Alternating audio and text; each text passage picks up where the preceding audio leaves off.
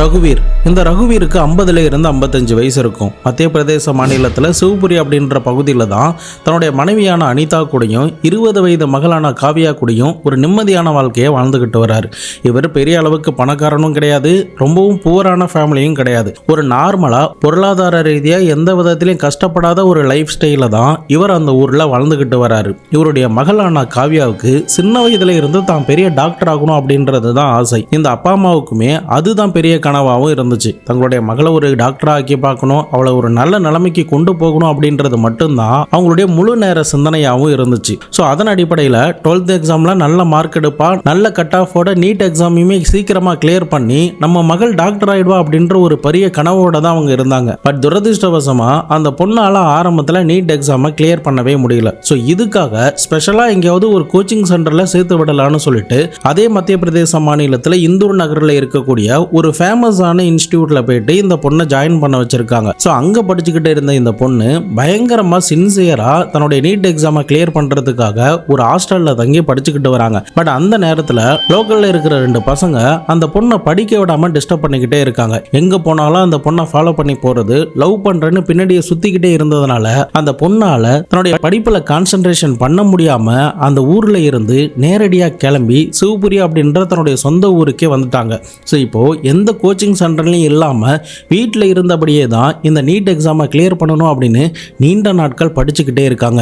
But அந்த பொண்ணுக்கு நல்லா தெரியும், வீட்டில் இருந்து படித்தா கண்டிப்பாக இதை கிளியர் பண்ணவே முடியாது, அதனால் நம்ம கண்டிப்பாக வேற எங்கேயாவது ஒரு இன்ஸ்டியூட்டில் போயிட்டு ஒரு கோச்சிங் சென்டரில் போயிட்டு ஜாயின் பண்ணணும் அப்படின்னு பிளான் பண்ணுறாங்க.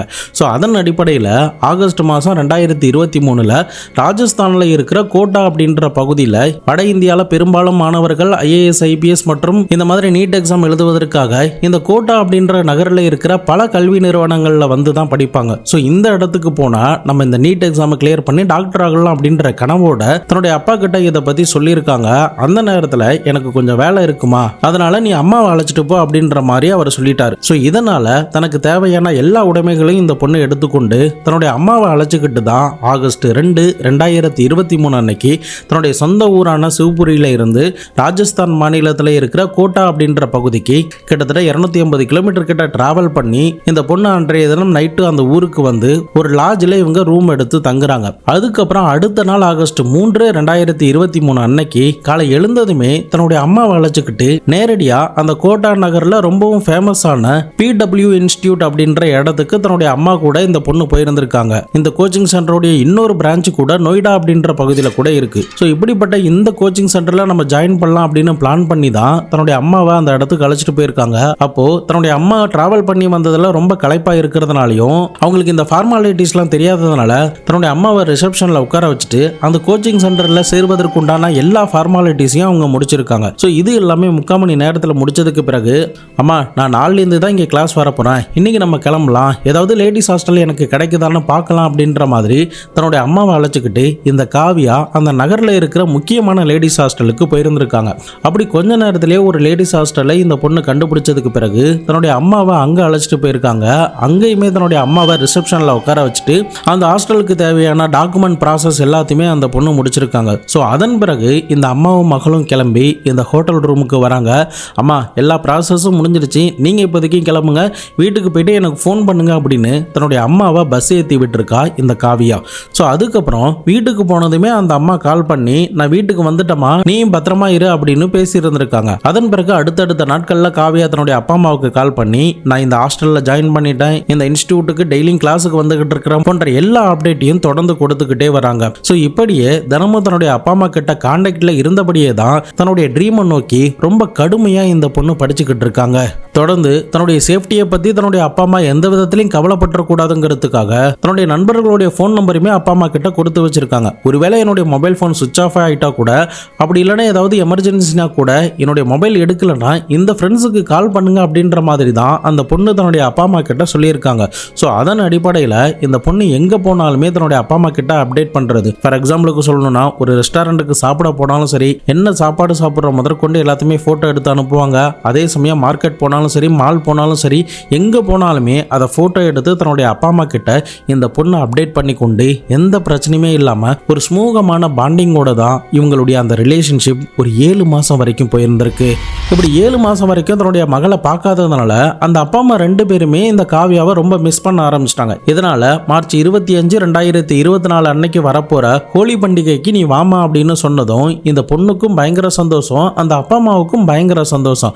மகள் நீண்ட நாட்கள் கழிச்சு வரப்போறா, அவளுக்கு பிடிச்ச சாப்பாடுலாம் நம்ம செய்யணும் அப்படின்னு சொல்லிட்டு ரொம்ப மகிழ்ச்சியோடைய வெள்ளத்துல தான் அன்னைக்கான அந்த கான்வர்சேஷன் இருந்திருக்கு. பட் அதுக்கப்புறம் ஒரு சில நாட்கள்லயே சரியா மார்ச் 18, 2024 அன்னைக்கு இந்த பொண்ணு வழக்கம் போல காலை எழுந்ததுக்கு பிறகு அந்த கோச்சிங் சென்டருக்கு போறதுக்கு முன்னாடி தன்னுடைய அம்மா கிட்ட போன் கால் பேசியிருக்காங்க. ஆனா அதுக்கப்புறம் தான் அவங்களுடைய தலையில ஒரு பெரிய இடியை விழப்போகுதுங்கிறது அன்னைக்கு அவங்களுக்கு தெரியாமலே இருந்திருக்கு. கிளாஸுக்கு போன தன்னுடைய பொண்ணு ஈவினிங் வந்து கால் பண்ணுவா அப்படின்னு காத்துக்கிட்டு இருந்த அந்த அப்பா அம்மாவுக்கு ஒரு அன்னோன் வாட்ஸ்அப் நம்பர்ல இருந்து ஒரு மெசேஜ் மட்டும் இந்த காவியாவுடைய அப்பாவுக்கு வந்திருக்கு. ஓபன் பண்ணி பார்த்ததும் அந்த அப்பாவுக்கு பயங்கர ஷாக். ஏன்னா இவங்களுடைய அந்த ஆசை மகளான 20 வயது நிறைந்த காவியா வாயில துணியோடையும் கைகால்கள் கட்டினபடியும் ஒரு கொடூரமான பொசிஷன்ல எங்கேயோ ஒரு மூலையில யாரோ அடைச்சி வச்சிருக்காங்கிறத பார்த்ததும் பயங்கரமா ஷாக்காக இருந்திருக்காரு. இதனால அந்த போட்டோஸ்லாம் வந்த ஆளுக்கிட்டே மெசேஜ் பண்ணி நீங்க எதுக்காக என்னுடைய பொண்ணை கடத்திருக்கீங்க அப்படின்னு சொல்லி கேட்கும்போது, உன்னுடைய பொண்ணு உயிரோட வேணும்னா எங்களுக்கு நீ 30 லட்ச ரூபாய் பணம் தரணும், அப்படி தரலன்னா உங்களுடைய பொண்ணை நாங்க போட்டு தள்ளிடுவோம் அப்படின்னு அந்த அப்பா கிட்ட அந்த கிட்னாப்பர் மிரட்ட ஆரம்பிச்சிருக்கான். காலைல வரைக்கும் தன்னுடைய மகள் நல்லா தானே பேசிக்கிட்டு இருந்தா, இப்போ என்ன திடீர்னு யாரோ கடத்திட்டாங்கன்னு சொல்றாங்களே, இவங்க கேட்குற பணத்தை கொடுக்கலாமா வேண்டாமா, தன்னுடைய மகளை இதுக்கப்புறம் உயிரோட பார்க்க முடியுமா முடியாதா அப்படின்ற எக்கச்சக்கமான கொஸ்டினோட அவர் அடுத்து எங்கேயுமே போகாம டைரக்டா போலீஸ் கிட்ட தான் போறாரு. போலீஸுக்குமே ஒருவேளை பணத்தை கொடுத்துட்டா கண்டிப்பா உங்களுடைய பொண்ணை விடுவாங்களா விட மாட்டாங்களா அப்படிங்கிறதுல எந்த கேரண்டியுமே இல்லைங்கிறதுனால கொஞ்சம் வெயிட் பண்ணுங்க, நம்ம கிட்னாப்பரையும் உங்களுடைய மகளையும் கண்டிப்பா பிடிச்சிடலாம் அப்படின்ற மாதிரி சொல்லியிருக்காங்க. பட் இன்னொரு பக்கம் அந்த அப்பாவுக்கு தெரிஞ்ச பொலிட்டீஷியனுக்கெல்லாம் கால் பண்ணி இது சம்பந்தமான விஷயங்கள்ல ஆக்ஷன் எடுக்க சொல்லி உதவி கேட்டிருந்திருக்காரு. ஸோ அவருடைய அந்த பொலிட்டிக்கல் இன்ஃப்ளூயன்ஸ் மூலமா ராஜஸ்தானுடைய சிஎம்க்கு இந்த தகவல் போக ஆரம்பிச்சு சிஎம் கிட்ட இருந்தே டைரக்டா அந்த பொண்ணு காணாம போன இடமான கோட்டா போலீஸ் ஸ்டேஷனுக்கு இந்த வழக்கை சீக்கிரமா விசாரணை பண்ண சொல்லி ஒரு உத்தரவை சிஎம் போட்டிருந்திருக்காரு. ஸோ அது வரைக்கும் சாதாரணமா இருந்த அந்த கேஸ் ஒரு ஹை ப்ரொஃபைல் கேஸா மாறப்போகுதுங்கிறத அன்னைக்கு யாரும் நினைச்சு பார்க்கவே இல்லை. காவியா அப்படி எங்க தான் போனாங்க, என்னதான் ஆனாங்க, காவியாவை கடத்தினது யாரு, கடத்தின அந்த ஆளை போலீஸால கண்டுபிடிக்க முடிஞ்சதா இல்லையா? கடந்த வருடம் ராஜஸ்தான் மற்றும் மத்திய பிரதேச மாநிலத்தில் ரொம்பவே பரபரப்பாக பேசப்பட்ட ஒரு திகில் நிறைந்த ஒரு கிட்னாப்பிங் கேஸை பற்றி தான் இன்னைக்கான வீடியோவில் பார்க்க போகிறோம். வீடியோவை எங்கேயுமே ஸ்கிப் பண்ணாமல் தொடர்ந்து பாருங்க. நான் உங்கள் Babu Shankar, welcome to Babu Shankar files.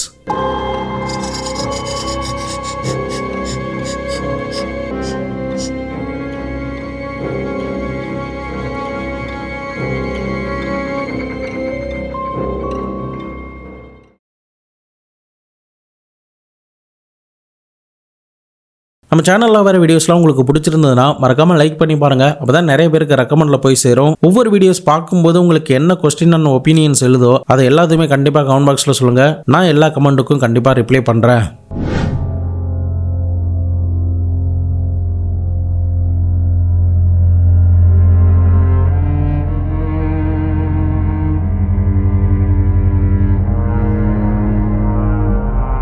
இப்படி ஒரு இன்ஃபர்மேஷன் இந்த அப்பா அம்மாவுக்கு வந்ததுக்கு பிறகு அவங்களுமே வேகமாக அவங்களுடைய சொந்த ஊரில் இருந்து ராஜஸ்தானில் இருக்கிற கோட்டா என்ற பகுதிக்கு போயிட்டு அங்கே உள்ள லோக்கல் போலீஸ் ஸ்டேஷனில் போயிட்டு ஒரு மிஸ்ஸிங் ரிப்போர்ட்டை ஃபைல் பண்ணுறாங்க. போலீஸுமே இந்த வழக்கை எடுத்து விசாரணை பண்ணி இமீடியட்டாக அந்த அப்பா அம்மாவுமே அழைச்சிக்கிட்டு இந்த பொண்ணு எங்கே படிக்கிறாங்களோ அந்த கோச்சிங் சென்டருக்கு போயிருந்திருக்காங்க. அதாவது BW இன்ஸ்டியூட்டுக்கு போயிருக்காங்க.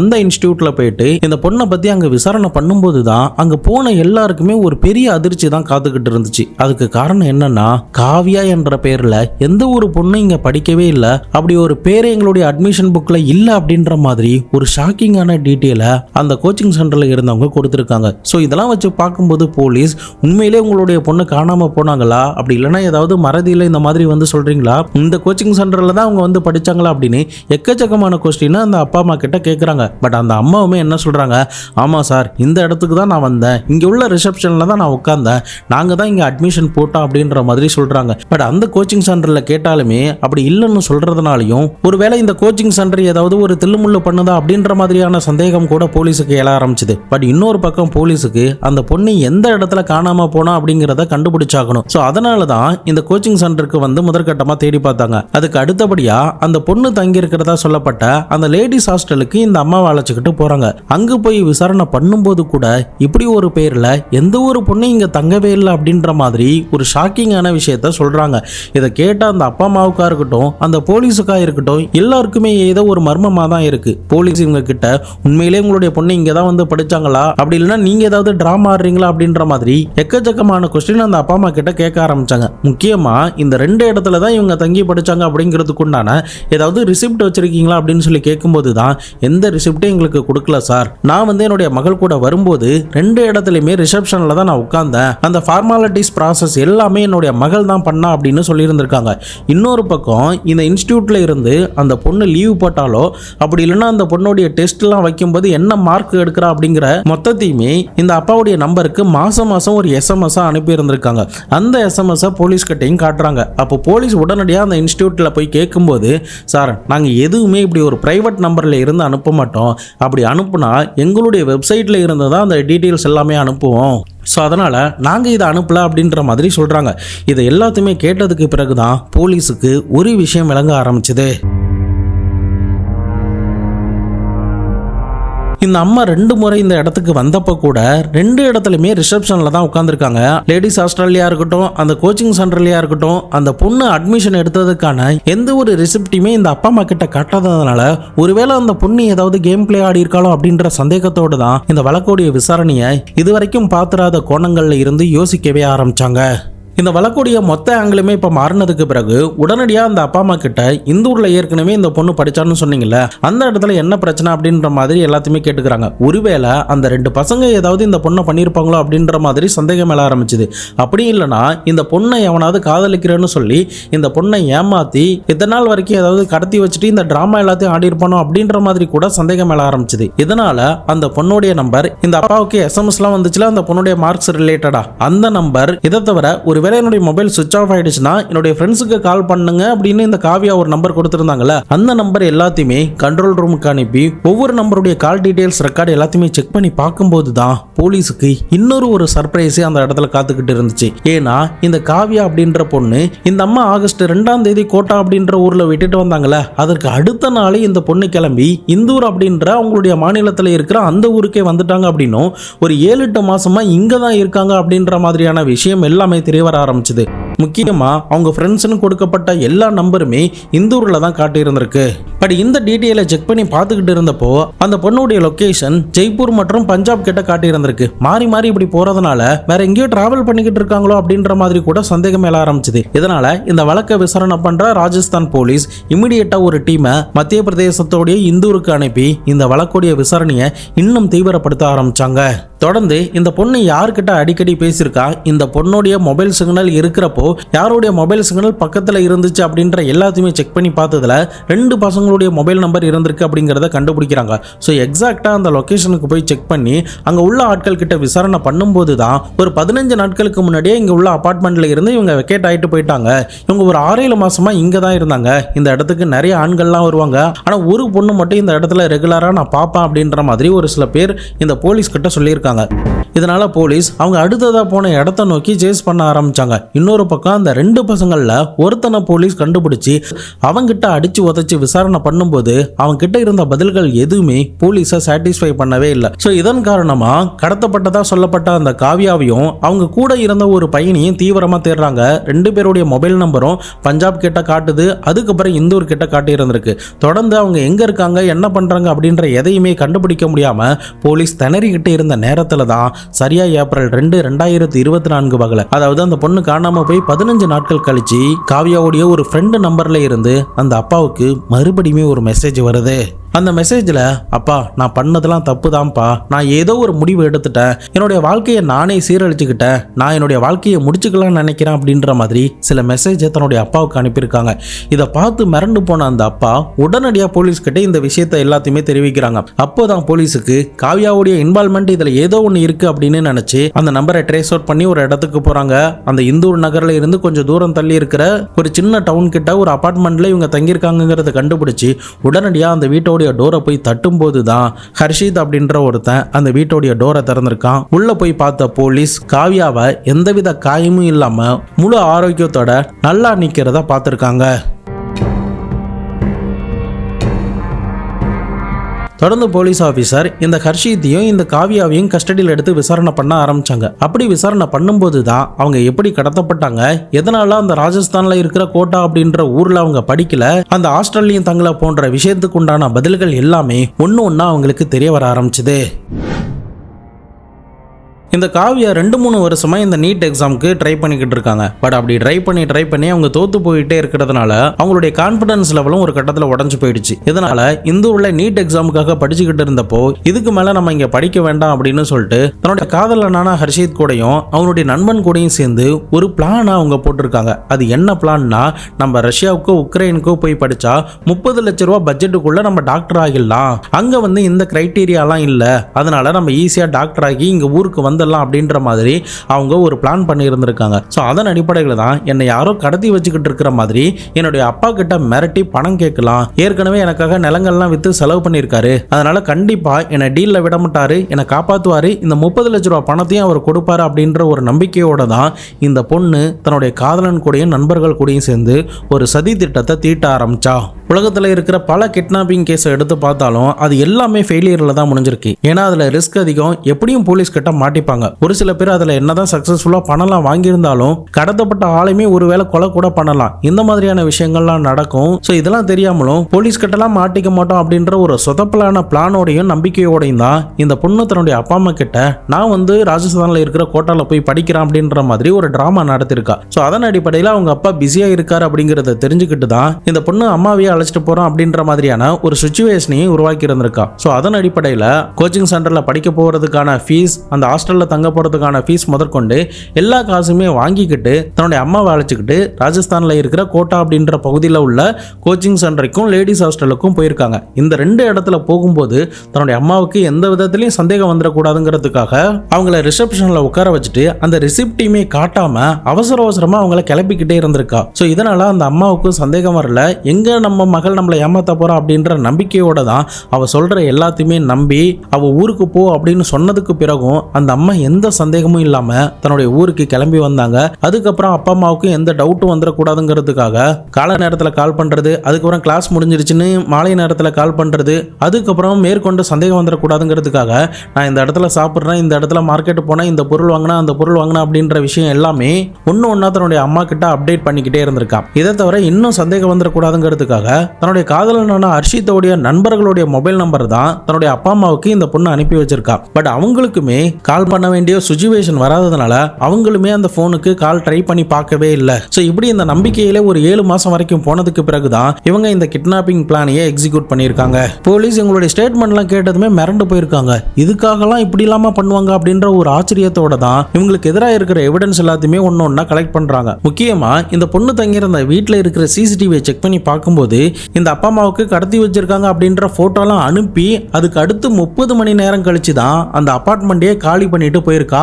அந்த சிசிடிவியில் பார்க்கும்போது கூட ரொம்ப ஆக்டிவா, ரொம்ப ஹாப்பியா, எந்தவித டிஸ்டர்பன்ஸும் ஆகாத மாதிரி தான் இருந்திருக்கா. ஸோ ஆக மொத்தம் இது எல்லாமே சதி திட்டம் தான் அப்படிங்கிறது இந்த சிசிடிவி மூலியமாவே போலீஸுக்கு உறுதியாயிடுச்சு. ஸோ ஃபைனலி யாருமே இந்த பொண்ணை கடத்தல, இந்த பொண்ணுடைய சதி திட்டம் தான் இது அப்படிங்கிறத முழுவதுமா போலீஸ் ஆதாரத்தோட கண்டுபிடிக்கிறாங்க. முக்கியமா அவளுடைய போன்ல ஒவ்வொரு போட்டோஸ் எடுக்கும்போது லொகேஷனும் அந்த டைமிங்கும் காட்டும்ல, அதை எல்லாத்தையுமே ஒரு முக்கிய தடயமா இந்த வழக்கில் எடுத்தாங்க. பட் தொடர்ந்து இந்த வழக்கு நடந்துகிட்டு இருக்கிறதுனால இந்த காவியாவுக்கும் காவியாவுடைய கேங்குக்கும் என்ன தண்டனை கிடைக்க போகுது அப்படிங்கிறத பொறுத்திருந்து நம்ம பார்க்கலாம். இந்த கேஸில் அந்த அப்பா அம்மாவுக்கு இந்த பொண்ணு டாக்டர் ஆகணும்னு ஆசை இருந்திருக்கு, இந்த பொண்ணுக்குமே ஆகணும்னு ஆசை இருந்திருக்கு. ஆனால் ஒரு கட்டத்தில் அது ரொம்ப டஃப்பாக இருந்ததுனால தான் அந்த பொண்ணு இப்படிப்பட்ட ஒரு முடிவை எடுத்திருக்கா. ஸோ அதுக்கப்புறமாவது அந்த அப்பா அம்மா அந்த பொண்ணுக்கிட்ட இறங்கி போய் பேசி என்ன பிரச்சனை, முடியுமா முடியாதா, இல்லை வேற ஏதாவது உனக்கு பிடிச்சதப்படி அப்படின்ற மாதிரி சொல்லியிருந்திருக்கலாம். பட் அதை எதையுமே அந்த அப்பா அம்மா உட்காந்து பேசாததுனால அது எந்த அளவுக்கு எந்த இடத்துல போய் கொண்டு உட்கார வச்சிருக்குன்னு பாருங்க. ஸோ இதனால ஒவ்வொரு பேரண்ட்ஸும் தங்களுடைய கனவுகளை தங்களுடைய பிள்ளைகள் மேலே திணிக்காம அவங்க கிட்ட போய் பேசி உனக்கு என்ன ஆகணும்னு ஆசை இருக்கு, எந்த டிபார்ட்மெண்ட்ல உனக்கு சாதிக்கணும்னு ஆசை இருக்கோ அது சம்பந்தமா எடுத்து படி, அது சம்பந்தமா தேடி போய் சின்ன சின்ன வேலைகள்லாம் போய் கத்துக்கோ. அது சோப்பு வித்தாலும் சரி, சீப்பு வித்தாலும் சரி, டாக்டர் ஆகணும்னாலும் சரி, இன்ஜினியர் ஆகணும்னாலும் சரி, ஐடி ப்ரொஃபஷனல் ஆகணும்னாலும் சரி, என்ன உனக்கு ஆசையோ அதை தேடி போய் நீ படி, உனக்கு பிடிச்ச மாதிரியே அந்த டிபார்ட்மெண்ட்ல சாதிச்சு காட்டு அப்படின்னு மோட்டிவேட் பண்ணுமே தவிர நீ இதுதான் ஆகணும் அப்படின்ற மாதிரி ஃபோர்ஸ் பண்ணா இந்த காவியா எடுத்த முடிவை தான் ஒவ்வொரு பிள்ளைகளும் அந்த ப்ரெஷர் தாங்காம எடுப்பாங்க. ஸோ அதனால உங்களுடைய பிள்ளைகளுக்கு எதில் இன்ட்ரெஸ்ட் இருக்கோ அது சம்பந்தமாக எடுத்து அவங்கள படிக்க சொல்லுங்கள். அவங்களுடைய லைஃப்பை கண்டிப்பாக அவங்களே பார்த்துப்பாங்க. என்னையை பொறுத்த வரைக்கும் இந்த மாதிரியான சுச்சுவேஷன் வரும்போது நாமளுமே நம்முடைய அப்பா அம்மா கிட்ட எடுத்து பேசி, எனக்கு இதில் தான் ட்ரீம் இருக்குது, நான் இதில் தான் சாதிக்கணும்னு ஆசைப்பட்றேன், எனக்கு ஒரு 5 வருஷமோ 6 வருஷமோ டைம் கொடுங்க, கண்டிப்பாக நான் இதில் சாதிச்சு காட்டுறேன் அப்படின்னு சொல்லிட்டு சின்சியராக எந்த டிபார்ட்மெண்ட்டை நம்ம தேர்ந்தெடுக்கிறோமோ அந்த டிபார்ட்மெண்ட்டில் கடுமையாக நம்ம உழைச்சோன்னா இரவு பகல்னு பார்க்காம 24 ஹவர்ஸும் அதே சிந்தனையாக இருந்து பெண் சகவாசம், ஆண் சகவாசம், மது, போதை அப்படின்னு எல்லாத்தையுமே விட்டுட்டு சின்சியராக எந்த பலனையும் எதிர்பார்க்காம அதுக்காக நம்ம கஷ்டப்பட்டோம்னா கண்டிப்பாக அந்த உழைப்பும் வேர்வையும் கண்டிப்பாக கொஞ்ச நாட்களில் நீங்கள் நினச்சி பார்க்க முடியாத இடத்துக்கு உங்களை உட்கார வைக்கும். ஸோ முடிஞ்ச அளவுக்கு உங்களுடைய ட்ரீமை நோக்கி சேஸ் பண்ணி போகும்போது சின்சியராக பண்ணாலே நீங்கள் என்ன ஆகணும்னு நினைக்கிறீங்களோ அதை கண்டிப்பாக உங்களால் அடைய முடியும் அப்படிங்கிறது தான் என்னுடைய கருத்து.